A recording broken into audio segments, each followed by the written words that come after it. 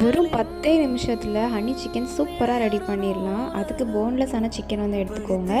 2 spoon மைதா, 2 spoon cornflour, 1 spoon salt, 2 spoon chilli powder வந்து add பண்ணிட்டு ginger garlic paste add பண்ணிக்கோங்க. ஒரு எக்கை வந்து உடச்சி ஊற்றிட்டு நல்லா மிக்ஸ் பண்ணி மேரினேட் பண்ணி வச்சுக்கோங்க. நம்ம எடுத்து வச்ச சிக்கனை இப்போ 1 பை 1 வந்து ஃப்ரை பண்ணி வந்து எடுத்துடலாம். நல்லா கிறிஸ்பி ப்ரௌன் ஆகிற வரைக்கும் ஃப்ரை பண்ணி எடுத்துக்கோங்க.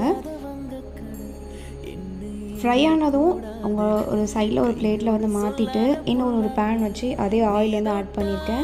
அதில் சின்ன சின்ன சைஸாக வந்து கட் பண்ண பூண்டு வந்து ஆட் பண்ணியிருக்கேன். அது வந்து லைட் ப்ரௌனாக ரொம்ப வந்து கருக விட்டுறக்கூடாது. லைட்டாக வந்து வெந்ததுக்கப்புறமா 2 ஸ்பூன் சோயா சாஸ், 2 ஸ்பூன் வந்து டொமேட்டோ கெச்சப் வந்து ஆட் பண்ணிவிட்டு 2 ஸ்பூன் வந்து சுகர் வந்து ஆட் பண்ணியிருக்கேன்.